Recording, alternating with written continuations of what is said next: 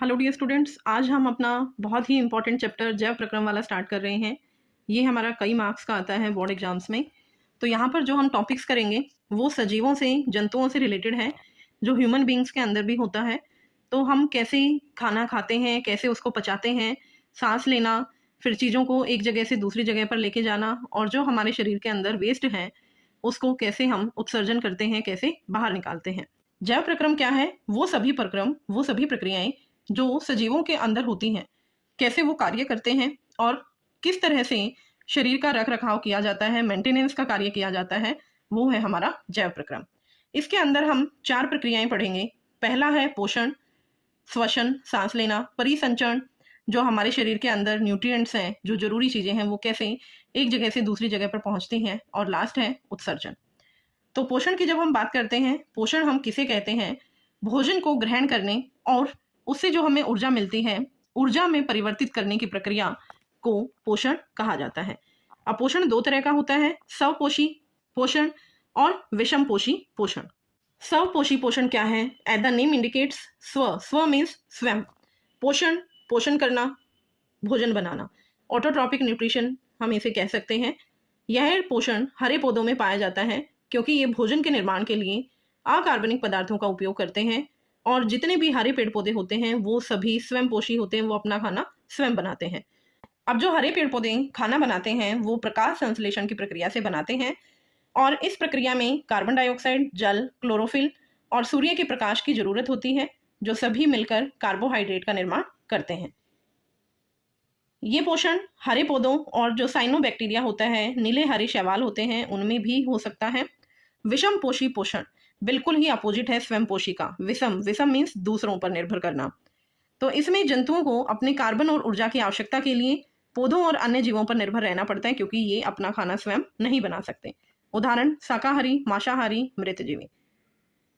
विषम पोषी पोषण के अंदर प्रकाश संश्लेषण की प्रक्रिया नहीं होती। यह पोषण प्राय सभी जंतुओं, मानव, परजीवी और जितने भी कवक होते हैं उन सभी के अंदर होती है। अब विषम पोषी पोषण के अलग अलग प्रकार होते हैं। जिस तरह से, जिस माध्यम से वो खाना ग्रहण करते हैं प्राणी, तो उनके बेसिस पर हम इन्हें 3 कैटेगरीज में डिवाइड करते हैं। पहला है प्राणी पोषण होलोजोइक, जो संपूर्ण भोजन को ग्रहण करते हैं, मुंह से वो अपना खाना लेते हैं, तो इनका जो पाचन होता है शरीर के अंदर ही होता है। उदाहरण अमीबा, मानव। मृत जीवी पोषण के अंदर जो मृत जीवों के शरीर व गली सड़ी जो चीजें होती हैं, कार्बनिक पदार्थ हैं, उनसे ही वो अपना खाना ग्रहण करते हैं। जैसे कोई भी चीज सड़ जाती है या किसी जीव की डेथ हो जाती है, तो वहां पर हम देखते हैं फफूंद और कवक, यीस्ट और मशरूम बहुत जल्दी उगना शुरू हो जाते हैं वहां, क्योंकि वो मृत जीवी हैं, उन्हें उन्हीं गली सड़ी चीजों से अपना खाना मिलता है। नेक्स्ट, परपोषी पोषण। परपोषी पोषण पैरासिटिक, ये अन्य जीवों के शरीर के बाहर या अंदर रहकर उनसे अपना खाना ग्रहण करते हैं। जैसे जोक, जूं, अमरबेल, फीताकृमि होते हैं, ये सभी दूसरे इंसानों से या दूसरे जीवों से अपना खाना ग्रहण करते हैं। जैसे हम एक बहुत ही अच्छा उदाहरण देखते हैं, मच्छर हमें काटता है और हमारे ब्लड को सक करता है। ऐसे ही जोक होती हैं, जो हमारे पशु होते हैं, उनके पैरों से वो चिपक जाती हैं और वहां से वो ब्लड सक करते हैं। ये जो हमने स्वयं पोषी पोषण के अंदर पढ़ा था, फोटोसिंथेसिस प्रोसेस, प्रकाश संश्लेषण, वो कैसे प्रक्रिया होती है, उस प्रक्रिया के अंदर जो हमारी जरूरत की चीजें होती हैं, कार्बन डाइऑक्साइड है, जल है, क्लोरोफिल और सूर्य का प्रकाश। अब क्लोरोफिल क्या होता है? क्लोरोफिल एक पिगमेंट होता है जो कलर प्रोवाइड करता है, ग्रीन, और उसका जो दूसरा कार्य होता है सूर्य के प्रकाश को अवशोषित करने का काम होता है। और जो क्लोरोफिल प्रेजेंट होता है वो क्लोरोप्लास्ट के अंदर होता है। यहाँ क्लोरोप्लास्ट के अंदर देखिए आपको light and dark green colour के कुछ स्ट्रक्चर्स दिखाई दे रहे हैं। यहाँ जो ये सिंगल प्लेट लाइक स्ट्रक्चर दिखाई दे रहा है, इसे हम एक थाइलाकॉइड कहते हैं। एंड जब ये थाइलाकॉइड्स कंबाइन कर जाते हैं तो उसे बोला जाता है ग्रेना, स्टैक ऑफ थाइलाकॉइड। और यहाँ पर एक तरल पदार्थ होता है इस क्लोरोप्लास्ट के अंदर, उसे हम कहते हैं स्ट्रोमा। तो पूरी जो हमारी प्रकाश संश्लेषण की प्रक्रिया होती है वो इस क्लोरोप्लास्ट के अंदर ही होती है। अब प्रकाश संश्लेषण की प्रक्रिया को करने के लिए 3 चरण होते हैं। पहले चरण में क्या करता है, जो पत्तियों में क्लोरोफिल मौजूद होती है वो सूर्य के प्रकाश को अवशोषित करती है। जैसे आप यहाँ चित्र में देख रहे हैं, सूर्य का प्रकाश आ रहा है और हरे रंग की पत्तियों पर पड़ेगा, क्योंकि वहां क्लोरोफिल है जो क्लोरोप्लास्ट के अंदर होता है। अब दूसरा क्या है, प्रकाश ऊर्जा का रासायनिक ऊर्जा में परिवर्तन और पानी के अणुओं को हाइड्रोजन और ऑक्सीजन में तोड़ने का कार्य करता है। जैसे हम अभिक्रिया देते हैं प्रकाश संश्लेषण में, CO2 प्लस H2O, यहाँ से C6H12O6 बनता है, ग्लूकोज का अणु बनता है। तो ये जो H2O है ये टूटता है और यहाँ से हाइड्रोजन निकलेगी और वो CO2 के साथ जुड़ जाती है। तो ये टूटता कैसे है? वो है प्रकाश की मदद से, और उस प्रकाश को अवशोषित करने का कार्य होता है क्लोरोफिल का। इसीलिए हरे पौधे ही प्रकाश संश्लेषण की प्रक्रिया कर सकते हैं। अब थर्ड स्टेप में क्या हो रहा है, जो कार्बन डाइऑक्साइड का कार्बोहाइड्रेट में अपचयन हो जाता है, मतलब हाइड्रोजन अणु उसके साथ मिलकर कार्बोहाइड्रेट बना लेता है। और ये सबसे छोटा अणु है कार्बोहाइड्रेट का। जब बहुत सारे ऐसे अणु मिलकर एक चेन बना लेते हैं उसे हम कहते हैं कार्बोहाइड्रेट्स। अलग अलग तरह के होते हैं ये, 2 अणु का कार्बोहाइड्रेट हो सकता है, 3 का हो सकता है, 4 का हो सकता है, ऐसे ही हजारों अणुओं के ये कार्बोहाइड्रेट्स होते हैं। अब यहाँ हमने देखा कार्बन डाइऑक्साइड और ऑक्सीजन बाहर निकलते हैं इस प्रक्रिया के दौरान, तो वो कैसे पौधे के अंदर जा रही है, एक पेड़ के अंदर जा रही है, वो होता है रंध्र की मदद से। रंध्र पत्तियों में छोटे छोटे छेद होते हैं जिनका कार्य होता है गैसों का आदान प्रदान करना। तो इस तरह से रंध्र का स्ट्रक्चर होता है। यहाँ पर बीच में एक छिद्र है और उसके दोनों तरफ द्वार कोशिकाएं होती हैं और उसके बाहर सहायक कोशिकाएं होती हैं और हरित लवक यहाँ प्रेजेंट है जो क्लोरोफिल होता है। तो जब गैसों का आदान प्रदान करना होता है, ऑक्सीजन गैस बाहर निकालनी होती है, कार्बन डाइऑक्साइड को अवशोषित करते हैं ये, तब ये छिद्र खुल जाते हैं और जब इनका कोई कार्य नहीं होता तो ये अपने आप बंद हो जाते हैं। अब ये चित्र आप देखेंगे मानव का। मानव के अंदर किस तरह से पाचन होता है, तो ये मानव पाचन तंत्र का है। स्टार्टिंग होती है माउथ से, मुंह से। ये देखिए आप चित्र में हर चीज दिखाई दे रही है। मुंह के अंदर जैसे ही हम मुंह से खाना लेते हैं वो एक कैविटी के अंदर, एक स्पेस के अंदर चला जाता है। वहां पर होते हैं जीभ और दांत। दांत हमारे 4 प्रकार के होते हैं और जीभ होती है, जीभ का काम होता है खाने को पचाने का। इनके अलावा कुछ लार ग्रंथियां होती हैं, क्योंकि जो मुंह में खाने का पाचन होता है वो यहीं पर शुरू हो जाता है। जो हम चीजें खाते हैं, जो हम पोषक तत्व लेते हैं, उनमें से 3 पोषक तत्व वो होते हैं जिनका पाचन करना जरूरी होता है। जैसे पहला कार्बोहाइड्रेट, दूसरा प्रोटीन एंड तीसरा होता है वसा का। तो ये तीनों ही ऐसी चीजें होती हैं जिनके बहुत बड़े अणु होते हैं, उनको छोटे छोटे टुकड़ों के अंदर तोड़ने का कार्य होता है हमारे पाचन तंत्र का। तो यहाँ पर जो लार ग्रंथियां होती हैं वो लार निकालती हैं जिसमें कुछ पाचक रस होते हैं। तो मुंह के अंदर जो ग्रंथि निकलेगी, पाचक रस निकलेगा, वो इन 3 ग्रंथियों से निकलता है, अधोजिह्वा, अब चिबुकीय और कर्णपूर। ये पोजीशन आप यहाँ से देख सकते हैं। तो ये पाचक रस निकालती हैं और हमारे मुंह के अंदर जो कार्बोहाइड्रेट्स होते हैं उनका पाचन शुरू होता है। प्रोटीन और वसा का पाचन नीचे वाले हिस्सों में होगा। ग्रास नली, ग्रास नली का कार्य होता है जो खाना हमारा मुंह में है उस खाने को नीचे तक लेके जाना। इसके बाद है यकृत। यकृत में पित्ताशय होता है। यहाँ यकृत से बाइल जूस निकलता है, पित्त रस निकलता है और पित्ताशय का काम होता है उसको स्टोर करने का। फिर ये पित्त रस यहाँ से इस ट्यूब के माध्यम से यहाँ हमारी अग्नाशय वाहिनी होती है, इस ग्रंथि के अंदर यहाँ पित्ताशय रस निकलता है और अग्नाशय ग्रंथि का भी जो रस होता है वो यहाँ छोटी आंत के अंदर आ जाता है इन दोनों ग्रंथियों से। अब उसके बाद हम देखेंगे आमाशय है। खाना जो ग्रासिका से खाना आएगा वो आमाशय के अंदर आएगा। आमाशय में से भी कुछ पाचक रस निकलते हैं जो प्रोटीन का पाचन करने में मदद करते हैं। इसके बाद है ये छोटी आंत, क्षुद्रांत्र जिसे कहा जाता है। नाम में ये क्षुद्रांत्र है, छोटी आंत है, लेकिन ये सबसे बड़ी आंत होती, लेकिन ये पतली आंत होती है इसीलिए इसे हम छोटी बोलते हैं। अब छोटी आंत से जो खाना जाएगा वो जाएगा बृहदांत्र में, जो ये ग्रीन कलर की दिखाई दे रही है। यहाँ से खाने का पाचन छोटी आंत में कंप्लीट हो जाता है। अब उसके बाद खाना जाएगा हमारा बड़ी आंत में। जो पोषक चीजें हैं हमारे शरीर के लिए जो जरूरी हैं वो यहाँ पर वाहिकाएं, रक्त वाहिकाएं होती हैं। रक्त वाहिकाएं यहाँ से अवशोषित कर लेती हैं और उसको शरीर के अन्य भागों तक पहुंचाने का काम करती हैं। और उसके बाद मलाशय से फिर जो भी वेस्ट चीजें होती हैं उसको बाहर निकाल दिया जाता है। अब यहाँ पर देखिए ये एक अंग है परिशिष्ट, अपेंडिक्स जिसको बोला जाता है। अब इसका कोई कार्य नहीं होता, लेकिन जब खाना छोटी आंत से बड़ी आंत में जाता है, कभी कभी वो खाना इस परिशिष्ट के अंदर चला जाता है और इसमें एक बार खाना जाने के बाद वो वापस नहीं निकल पाता, तो ये खाना यहाँ पर सड़ना शुरू हो जाता है। और जब ये फूल जाती है, जब वो खाना सड़ने लगता है, जब वो खाना सड़ने लगता है तो ये हमारी नलिका फूल जाती है जिससे हमारे पेट में दर्द होता है। और आपने सुना होगा अपेंडिक्स का ऑपरेशन होता है, तो उस समय डॉक्टर इस नली को काट देते हैं और शरीर से इसको बाहर निकाल देते हैं। मनुष्य में पोषण, यहाँ पर जो पार्ट होते हैं वो 5 भाग होते हैं इसके। पहला है अंतःग्रहण, मतलब खाने को ग्रहण करना। उसके बाद पाचन करना। पाचन होने के बाद जब हमारे पोषक तत्व छोटे छोटे टुकड़ों में टूट जाते हैं, फिर हमारा शरीर उसका अवशोषण करता है, अवशोषित करता है उसको। एंड फिर है स्वांगीकरण, मतलब जितने भी पोषक तत्व हैं उनका प्रयोग करना अपने दैनिक कार्यों में। एंड देन है बहिक्षेपण, जो वेस्ट चीजें होती हैं उसको शरीर से बाहर निकाल देना। तो जैसा कि मैंने अभी अभी आपको बताया था कि जो हमारा मुंह होता है वहां से हम खाना ग्रहण करते हैं और फिर उसके बाद दांत होते हैं जिससे हम खाने को चबाते हैं। जिह्वा, जो लार ग्रंथियां होती हैं मुंह में, वो लार निकालती हैं, पाचक रस निकालती हैं, तो खाने के साथ जिह्वा का कार्य होता है उसको मिक्स करना। एंड जो लार ग्रंथियां होती हैं उसमें से अमाइलेज पाचक रस निकलता है जो स्टार्च को, कार्बोहाइड्रेट को शर्करा के अंदर तोड़ने का कार्य करता है। अब यहाँ राइट साइड में फिगर में देखिए, यहाँ आपको दांत के प्रकार दिखाई दे रहे हैं। 4 तरह के दांत होते हैं। सबसे आगे वाले दांत होते हैं इंसिजर्स। उसके साथ हम देखते हैं दोनों साइड ऊपर और नीचे भी एक एक दांत नुकीला होता है जिसे बोला जाता है कैनाइन्स। देन उसके बाद होते हैं परिमोलर्स एंड देन होते हैं मोलर्स। नीचे ये 3 तरह की ग्रंथियां दी हुई हैं मुंह के अंदर जो पाचक रस निकालने का कार्य करते हैं। अब मुंह में पाचन होने के बाद खाना हमारा जाएगा भोजन ग्रासिका से आमाशय के अंदर। भोजन ग्रासिका का कार्य होता है कि वो खाने को ऊपर से मुंह से आमाशय के अंदर भेजने का। तो यहाँ पर पेरिस्टाल्टिक मूवमेंट होती है, कर्माकुंचक गति होती है। कर्माकुंचक गति में क्या होता है कि जैसे ये हमारी एक फूड पाइप है, अब उस फूड पाइप के अंदर जहाँ भी खाना होता है वहाँ से वो रिलैक्स हो जाती है, फूल जाती है। जैसे इधर चित्र में आपको दिखाई दे रहा है, खाना यहाँ आया, यहाँ से वो फूल गई, रिलैक्स हो गई एंड देन ऊपर वाला और नीचे वाला हिस्सा कॉन्ट्रैक्ट है, सिकुड़ा हुआ है। अब वो खाना ऊपर से नीचे की तरफ आएगा तो जहाँ भी खाना आएगा वहाँ से वो ग्रंथि फूल जाएगी क्योंकि यहाँ मांसपेशियाँ होती हैं। ऊपर वाला हिस्सा फिर से कॉन्ट्रैक्ट हो जाता है, सिकुड़ जाता है ताकि ऊपर से दबाव आए और वो खाना नीचे जाए। अब हमारा जो खाना है वो आमाशय के अंदर आएगा, पेट के अंदर आएगा।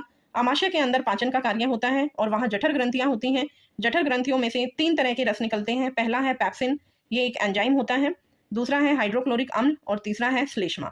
अब अम्ल निकल रहा है तो अम्ल हमारे आमाशय को नुकसान दे सकता है, तो उससे बचाने के लिए होता है श्लेष्मा जो चिकनाहट देता है अम्ल की दीवारों पर ताकि उस अम्ल का कोई असर ना हो।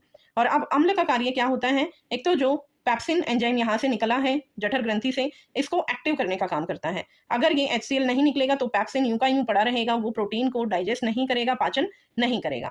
और दूसरा इसका जो कार्य होता है, जब हम खाना खाते हैं तो कुछ सूक्ष्म जीव हमारे शरीर के अंदर चले जाते हैं, पानी के थ्रू चले जाते हैं या वो खाने से चले जाते हैं। हम हाथों को कभी कभी साफ नहीं करते या हमारे वातावरण में ही है, हम खाना खा रहे हैं वो अंदर चले गए, तो उनको किल करने का काम करता है, उससे हमारी रक्षा करता है। अब है शुद्रांत्र।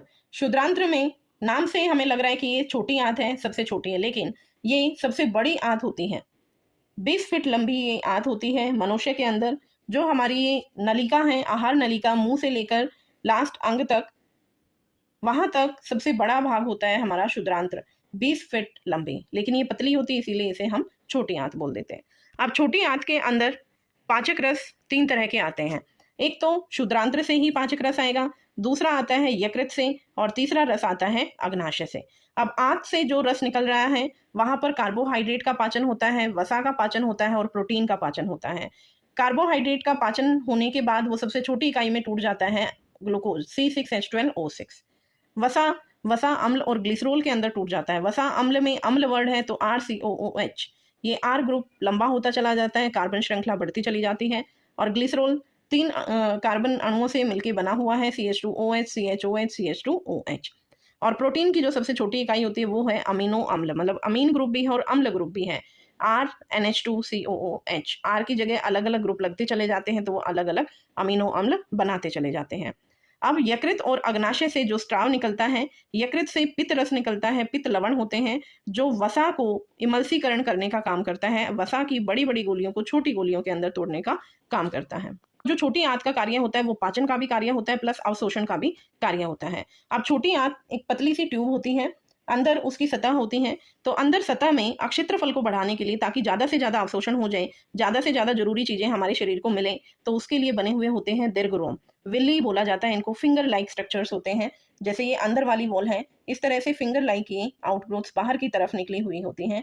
इनका कार्य होता है पाचन को बढ़ाना। अब जैसे एक तो ये वाली ट्यूब है हमारी और एक इस तरह की ट्यूब है, तो इसमें आप आराम से देख सकते हैं यहाँ पर पाचन का जो एरिया है, क्षेत्रफल है वो कम है, और यहाँ पाचन का जो क्षेत्रफल है वो क्या है, बहुत ज़्यादा, कई गुना बढ़ जाता है।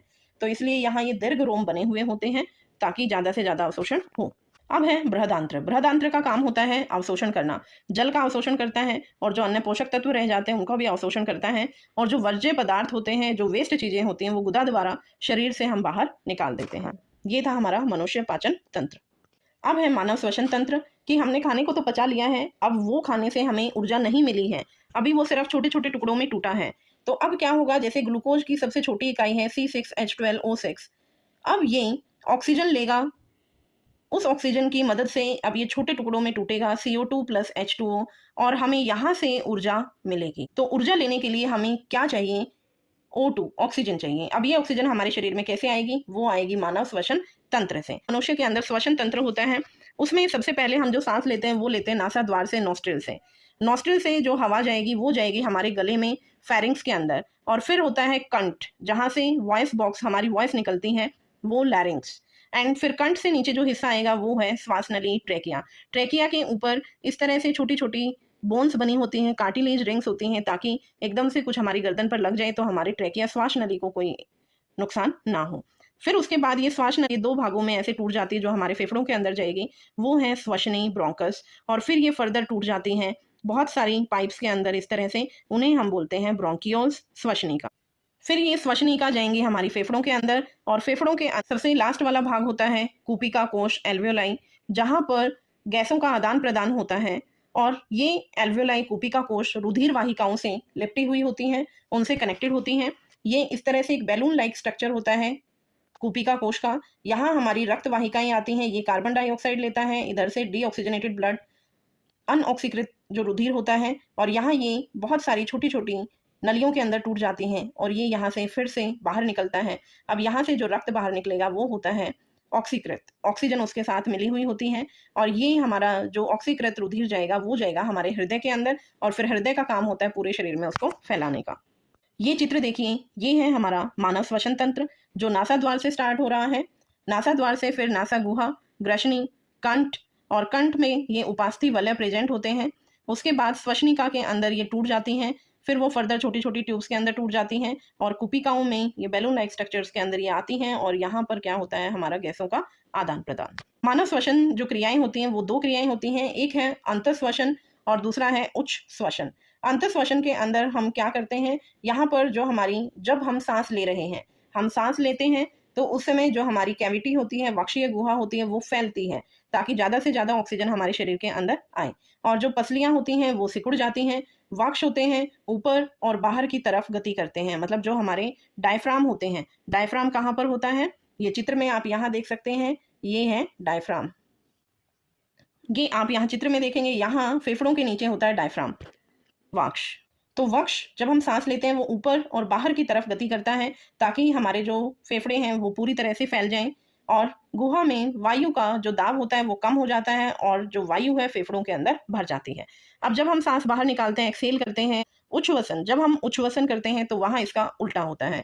वक्षीय गुहा वो मूल आकार में वापस आ जाता है, पसलियों की जो पेशियां होती हैं वो नीचे की तरफ शिथिल हो जाती हैं, वक्ष डायफ्राम है वो वापस अपनी जगह पर आ जाएगा, और यहाँ पर वायु का दाब बढ़ जाता है, और जो वायु है, कार्बन डाइऑक्साइड है, जो हमने बाहर निकालनी है वो फेफड़ों से बाहर आ जाती है। अब जो स्थलीय जीव होते हैं वो स्थल में रहते हैं, तो वायुमंडल में जो ऑक्सीजन उपलब्ध होती है वो उसको प्रयोग करते हैं, और जो जीव जल में रहते हैं वहाँ पर ऑक्सीजन जल में घुली हुई होती है, उसे वो यूज करते हैं। अब किस तरह से गैसों का आदान प्रदान होता है कूपिका, फेफड़ों में रक्त और ऊतकों के बीच। अब जो ऑक्सीजन होती है वो सबसे ज़्यादा कूपिका के अंदर होती है, फेफड़ों से आती है कूपिका में। अब वहाँ से रक्त वाहिकाएं निकलती हैं, और रक्त वाहिकाएं उस ऑक्सीकृत ब्लड को लेकर जाती हैं, जिसमें हीमोग्लोबिन होता है। हीमोग्लोबिन के साथ ही ऑक्सीजन मिल जाती है और HbO2 बना लेती हैं। जैसे ये कूपिकाएं हैं, यहाँ से अनऑक्सीकृत रुधिर आएगा, और यहाँ पर ऑक्सीजन की मात्रा ज़्यादा है, तो ये ऑक्सीजन हमारे रक्त के साथ मिक्स हो जाती है, और वो फिर बाद में हमारे हृदय के पास जाती है रक्त वाहिकाओं से। और अब ये हृदय में आने के बाद हृदय फिर पंप करता है, धमनियों द्वारा ऑक्सीजन को ऊतकों तक पहुंचाने का कार्य करता है, हमारे शरीर के सभी अंगों तक। अब वहाँ पर ग्लूकोज का ऑक्सीकरण होगा और CO2 का उत्पादन होता है। अब CO2 ऊतकों में है तो वो फिर से रक्तवाहिका के अंदर चली जाएगी, और रक्तवाहिकाओं में विसरण होता है, मतलब जहाँ ज़्यादा कार्बन डाइऑक्साइड है वहाँ से कम की तरफ वो चली जाती हैं, और फिर वो कूपिका के अंदर यहाँ से इस ट्यूब के माध्यम से आती है, और कूपिका में CO2 का विसरण, CO2 बाहर निकल जाती है, और हम नाक के थ्रू उसको बाहर निकाल देते हैं, और ऑक्सीजन फिर से हमारे रुधिर के अंदर आ जाती है। अब श्वसन 2 तरह का होता है, एक वायवीय श्वसन, अवायवीय श्वसन। वायवीय मीन्स वायु की उपस्थिति में, तो ऑक्सीजन की उपस्थिति में जो श्वसन होता है, मतलब जो हमारा ग्लूकोज है वो टूटता है और उससे हमें ऊर्जा मिलती है। दूसरी तरह का जो श्वसन होता है वो वायु की अनुपस्थिति या बहुत ही कम मात्रा में ऑक्सीजन वहां पर उपलब्ध होती। तो ऑक्सीजन का जब वायु की उपस्थिति में पूरी तरह से उपचयन हो जाता है, और वहां से कार्बन डाइऑक्साइड, जल और ऊर्जा निकलती है, और जो ऊर्जा निकलती है वो 36 ATP ऊर्जा उत्पन्न होती है। ATP ये इकाई है ऊर्जा को मापने के लिए। और अवायवीय श्वसन के अंदर ग्लूकोज का अपूर्ण उपचयन होता है, मतलब पूरी तरह से उपचयन नहीं हो पाता, इसलिए वहां पर जब ग्लूकोज टूटता है तो वहां इथेनॉल बनता है और कार्बन डाइऑक्साइड बनती है और ऊर्जा मुक्त हो जाती है, और यहाँ जो ऊर्जा मिलेगी वो बहुत कम उत्पन्न होती है, 2 ATP ऊर्जा उत्पन्न होगी। कभी कभी जब हम व्यायाम शुरू करते हैं, एक्सरसाइज शुरू करते हैं, तो हमारी मांसपेशियों में दर्द होना शुरू हो जाता है, हमारे हाथ पैरों में दर्द होता है, वो किस कारण से होता है? जब हम एक्सरसाइज करते हैं तो नॉर्मल रूटीन के बजाय वहाँ पर हम ज़्यादा कार्य कर रहे हैं, तो हमारे शरीर में ऑक्सीजन की कमी हो जाती है और उसके परिणाम से अवायवीय श्वसन वहाँ होना शुरू हो जाता है। ग्लूकोज पूरी तरह से ना टूटकर वो लैक्टिक अम्ल में टूट जाता है और लैक्टिक अम्ल जब हमारी मांसपेशियों में इकट्ठा होता है, जिसकी वजह से उनमें ऐंठन हो जाती है, दर्द शुरू हो जाता है। ये है फ्लो चार्ट की फॉर्म में कि जब ग्लूकोज 6 कार्बन का मॉलिक्यूल होता है, सबसे पहले वो कोशिका के साइटोप्लाज्म, कोशिका का स्ट्रक्चर हमने 9th क्लास में किया है। कोशिका के अंदर एक तरल पदार्थ होता है जिसे साइटोप्लाज्म कहते हैं और वहाँ पर बहुत तरह के अलग अलग ऑर्गेनल्स होते हैं, अंग होते हैं जिनका कार्य अलग अलग होता है। तो उसमें से जब ये साइटोप्लाज्म के अंदर जाएगा, जब इस लिक्विड के अंदर जाएगा, तो 6 कार्बन का अणु 3 कार्बन के अणु में टूट जाता है और थोड़ी सी एनर्जी वहाँ से निकलेगी। अब ये 3 कार्बन का अणु 3 तरह से टूट सकता है। पहला, ऑक्सीजन की प्रेजेंस में। पूरी तरह से जब ऑक्सीजन है, ये माइटोकॉन्ड्रिया के अंदर होता है, इसीलिए हम माइटोकॉन्ड्रिया को पावर हाउस बोलते हैं। क्योंकि जब ये टूटता है तो यहाँ कार्बन डाइऑक्साइड, वाटर और एनर्जी निकलती है जो माइटोकॉन्ड्रिया के अंदर स्टोर हो जाती है। अब जब हम एक्सरसाइज करते हैं तो वहाँ ऑक्सीजन की कमी हो जाती है, तो वहाँ CO2 बनने की बजाय बन जाता है लैक्टिक अम्ल, लैक्टिक एसिड और एनर्जी वहाँ से निकलती है। और तीसरा, जब वायु की बिल्कुल ही अनुपस्थिति होती है, यीस्ट के अंदर होता है ये, तो वहाँ 3 कार्बन का अणु 2 कार्बन के अणु में टूट जाता है और इथेनॉल बनेगा, कार्बन डाइऑक्साइड बनेगा और क्या निकलेगी? एनर्जी। तो इस तरह से खाने का ब्रेकडाउन होता है, टूटना होता है और हमें एनर्जी मिलती है श्वसन की मदद से। अब इसके बाद हम नेक्स्ट पार्ट करेंगे संवहन तंत्र, कि किस तरह से अब जो ये ऊर्जा हमें मिली है, हमारे शरीर के अंदर पोषक तत्व गए हैं, वो किस तरह से एक भाग से दूसरे भाग में जाते हैं, एक अंग से दूसरे अंग के अंदर जाते हैं और वो अपना कार्य करते हैं। Thank you, bye bye.